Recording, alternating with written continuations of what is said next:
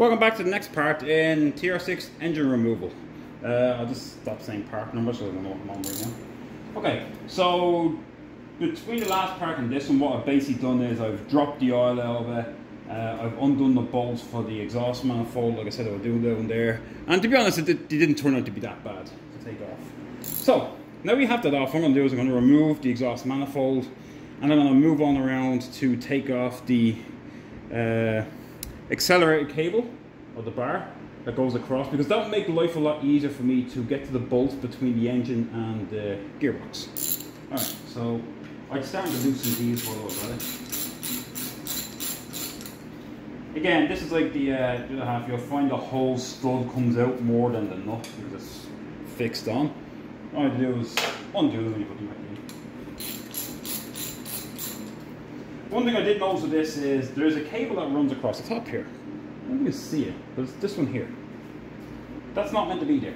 That is the your accelerator cable, if you want to call that, or your speed cable. It's not supposed to run across the top of the engine. It's actually meant to come out and go downwards. So usually that's not in the way at all. However, in this case it is, and plus it has an overdrive. It makes it even worse because now it's hidden up further. So that's just going to hamper me. But for now, I'll be able to get away with it the way it is. I'm going to take the engine out. I'll end up putting it back down to where it's meant to go.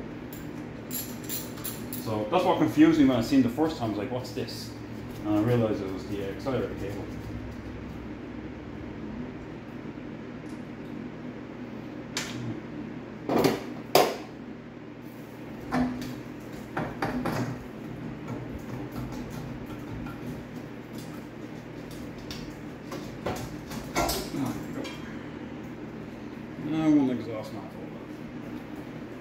Alright. We don't need to remove the bottom half of the exhaust manifold. We don't need to do it. But if you want to carry on and actually bring the next section down, it will make it a little easier. So the next thing we will have to do is remove the accelerator bar. So you can do the starter motor first, but I'll have to do the accelerator bar. Or the gas pedal bar, whatever you want to call it, it's up to you. And what we're going to do is we're going to remove these wires here and take this out. Again, we're going to put them up out of the way. So I believe there is a half inch? 1/16, I believe.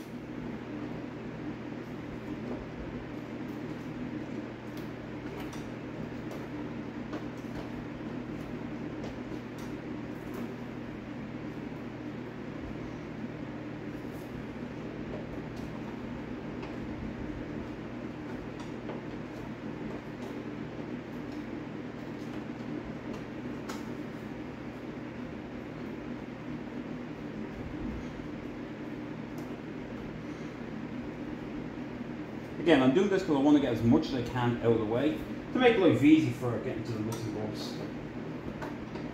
If I was stripping the car altogether and like doing a restoration job, you don't have to really do this first. But I'm doing this to get out of the way because it's just the engine coming out, getting rebuilt and going back in.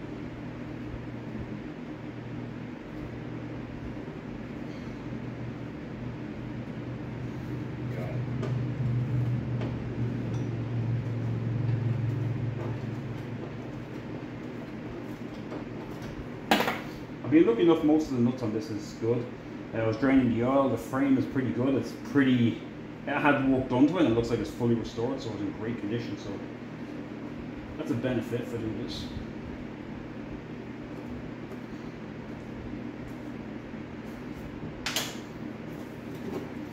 That's loose, so we can take these up out of the way.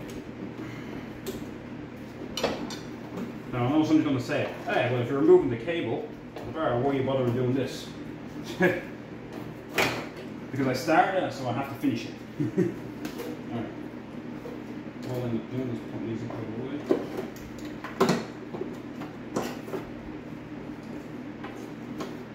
And I will slide them in out of the way in a bit. For now, you can stay there. Alright, now we're going to move on to the accelerator bar. And I want to show you how that comes out. So for this, I'll need to disconnect the camera and bring it in with me and the flashlight. Now, I've propped the car up in the air, as you can see. So be mindful when you open this door, because it's propped up, the frame is going to go like a banana, you're not going to be able to close the door. It won't close, so don't think you can open it and slam it shut. That's not going to happen. Alright, to remove the accelerator bar, let's get some light in here and hopefully we can see. I might have to zoom out a bit. So in behind the carpet up here, you can peel it back. Up here, hopefully you can see it. Here. Let me zoom in. There it is up there. Basically all it is move the carpet. Oh. There it is. All it basically is at the end is a split pin and a washer. Simple as that. So what I'm going to do is I'm going to break the split pin because if we put a new one in, remove the washer, and that will allow me to remove the bar off. So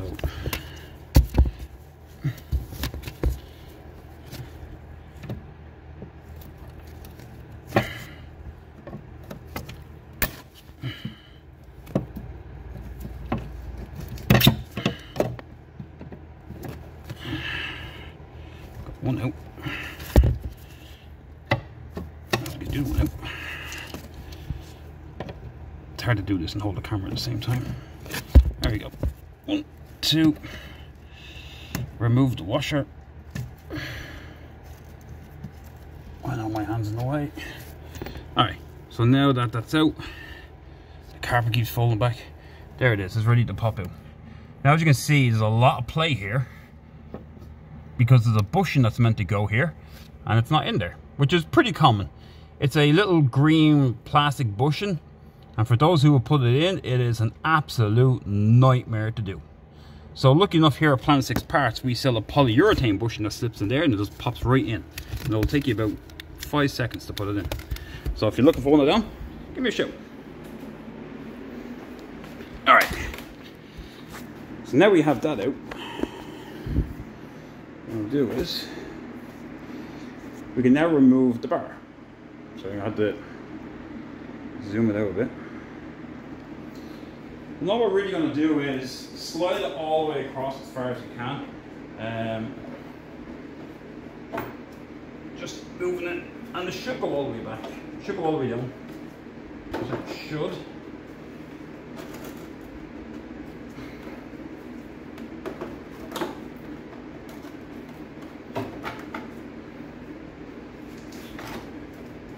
Should fit.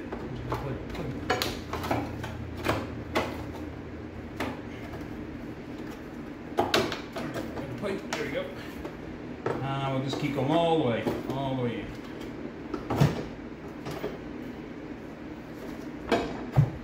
So all the way across. So I have this sitting all the way across right over here, as far as it can go, because it has to fold down on the footwell. So you can give it a little more wiggle, but you're not going to get it much further than that. I'm going to look at the footwell. Yeah. Because of the carpet on the inside, it sits out. If the carpet wasn't there, we would have gained a little bit more. But it'll make a huge difference in trying to get the engine out in the back here, because it's in the way. Now, taking something away, block my view for everything. I'm going to take this stuff.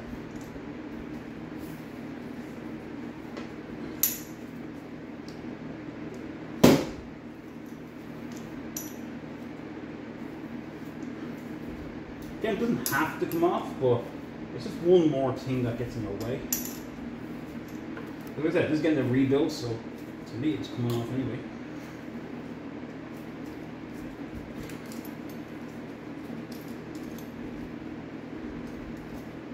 Alright. That removes the heat control valve.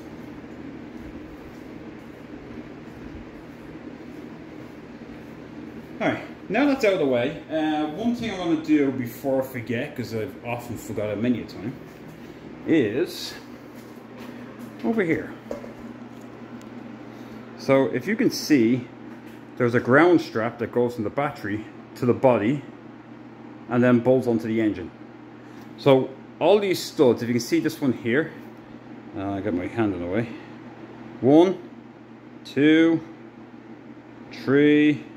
There's another one there. Then the next 2 down should be the one for the clutch slave cylinder, and they go all the way around the car. They're all 1/2 inch. There's 3 of them at the very top. That's hard to get to, but when we go to move the engine, you'll see how we get to them. And then the last ones for the for your starter motor here, they're the next size up, which is it 9/16? Yeah, they're a 9/16. So it's best to remove these first because it's easy access and allows you easier then when you take these out to get to these ones that come all the way up here. And just make life a little easier. So let's go remove the starter motor.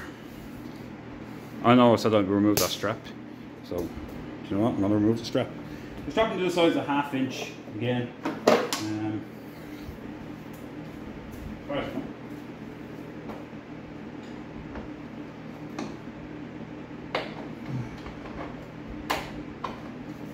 Ratchet.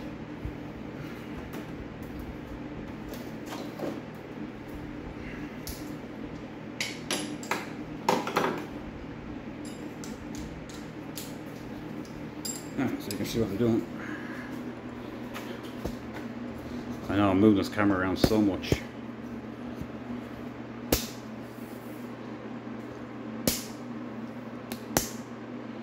That's the thing about not editing anything.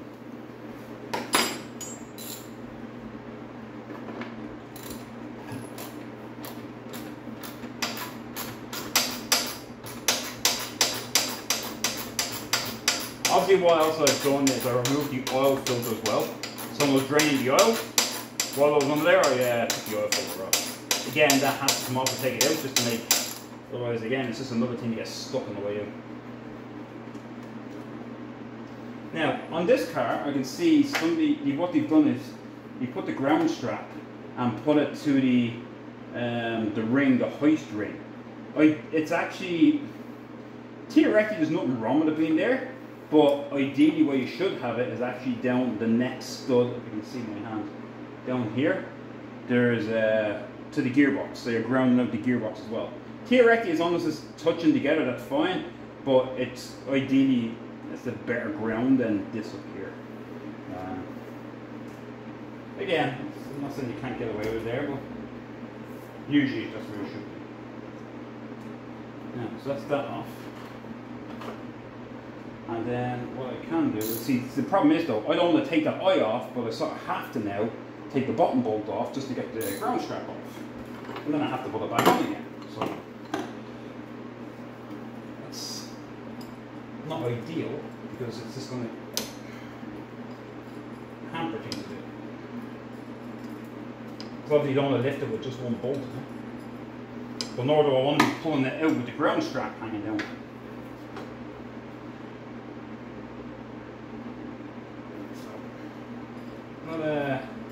Obviously it was put in afterwards when the engine was swapped around with this beforehand, so I know obviously it's swapped. But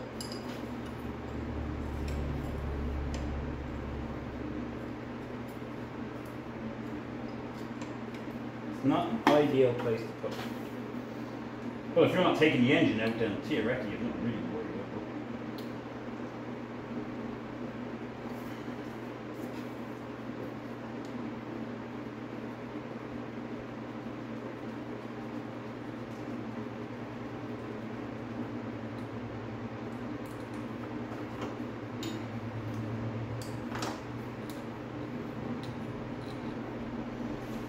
Taking an engine out, we shouldn't be putting screws back in.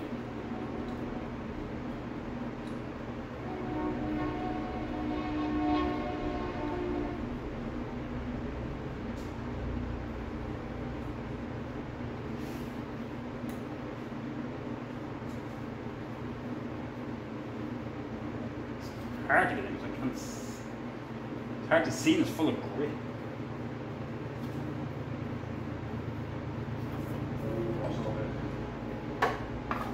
Small ones won't get in the way, and like this cable, like I said, is getting in the way, and it shouldn't be there.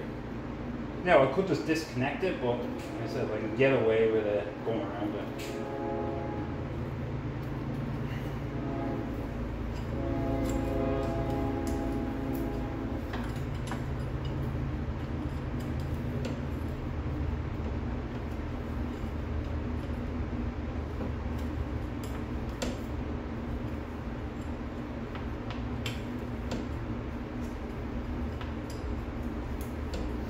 could use the ratchet strap, but I don't think it will fit because I have to use the bend on the spanner. Wrench, as some people would call it. Alright, now back to the starting motor, what I wanted to do. Alright.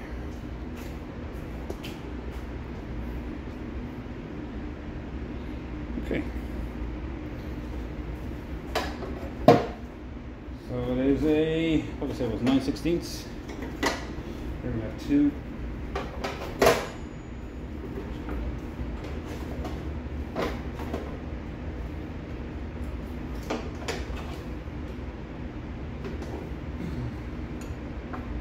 Now having the car propped up does help as well, so you can get underneath.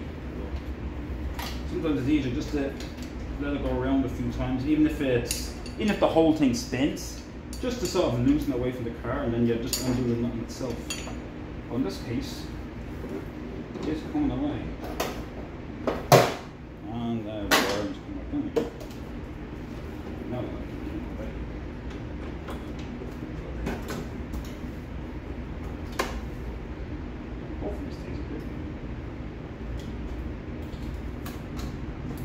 if it keeps going down, then I'll just stick a cable tie in it.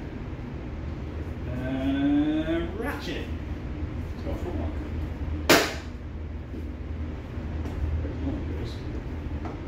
Oh, stretch.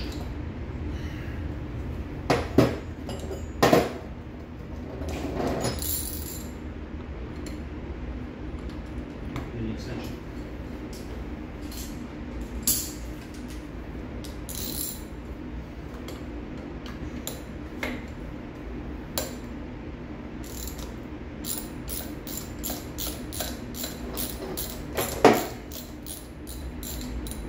And once I know it's moving on the inside, I'll just drop the thing behind. Eventually we'll line up and sit down into the groove. Hopefully. See it though. Should do.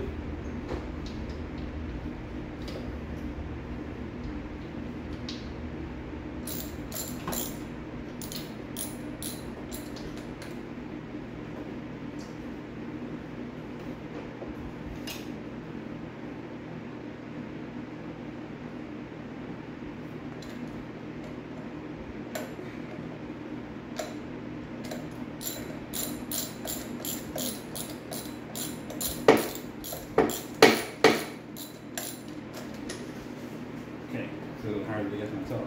So what I'm going to do is I'm going to go underneath and actually take the button out. And I'm going to show you how it comes out. Here we go again.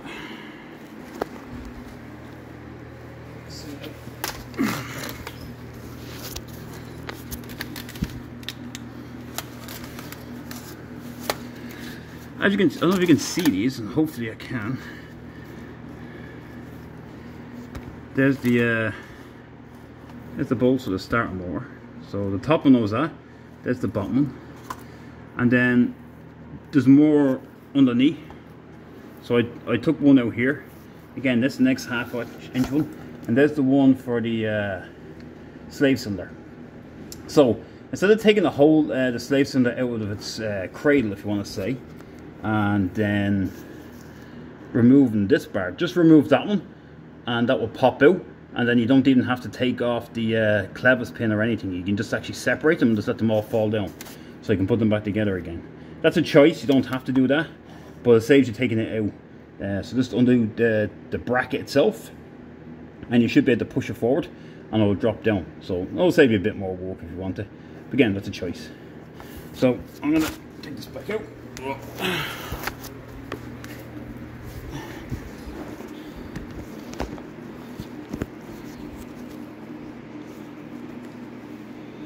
We're going to continue on to try to get our starter motor.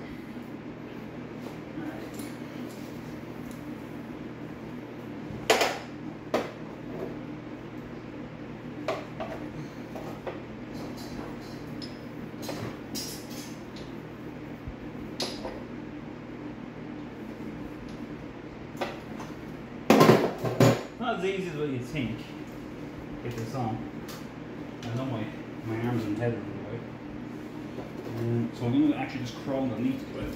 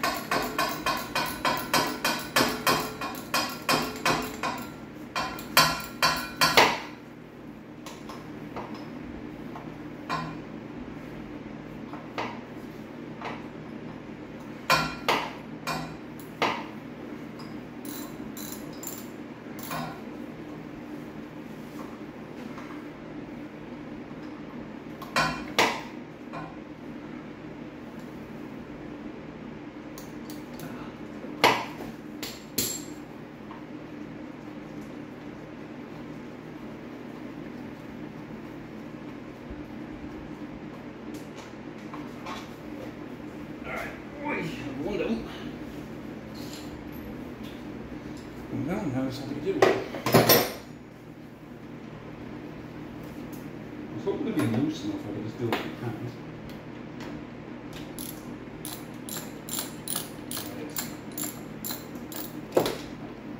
I've done the bottom one that wants to fall, so I'm lucky enough I made to put a finger on the back of the nut and put one hand in, just to give enough pressure on it and let the starter motor do the work by basically wanting to fall.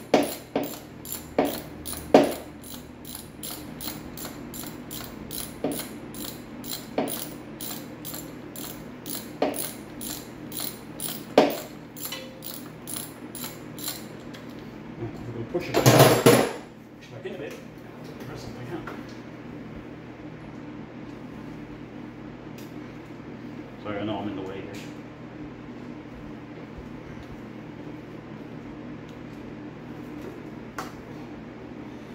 Sorry. I moved the camera so I'm not in the way.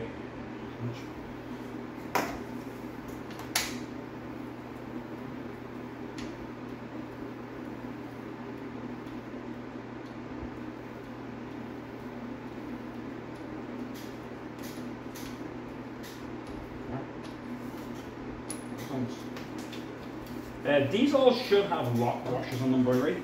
I've noticed there was none, so. And there's a starter motor. So now that's out, that leaves us a lot more access to get the 1/2 inch ones. So 1, 2, 3, the ones on the bottom, the slave cylinder as well. So maybe you don't want to watch me do it. So for now, I'm going to actually remove all them. There is 3 bolts up the top here. Hopefully I'm going to show you. Oh, just bear with me for a second. There's 3 bolts in here, if you can see them. There's 1, 2, 3. Now they are hard to get to. Now the reason why they make them, the reason why it'd be a little easier to get them, is when we go to actually, we'll leave them in, and I'll undo most of the bolts, except them 3 and 1 at the bottom. And what I'm going to do then is, when I'm at that point, I will undo the engine mounts. So I have to go get the engine crane, and then when I do it, I can drop the engine down, and that will actually open up the gap at the back. So by the engine, oh, no, my hands in front, by the engine going down, that gap gets bigger and allows you to actually undo. And I'll undo them 3, get out, undo the bottom, and the engine should pop out. So that's it for this part. The next part should be the final part where we'll actually take it out. So yeah, join me for that. I'm going to go get the engine crane and I'll get it all set up. So you don't have to be worried about watching that. And again, thanks for watching, and I'll see you in the next part.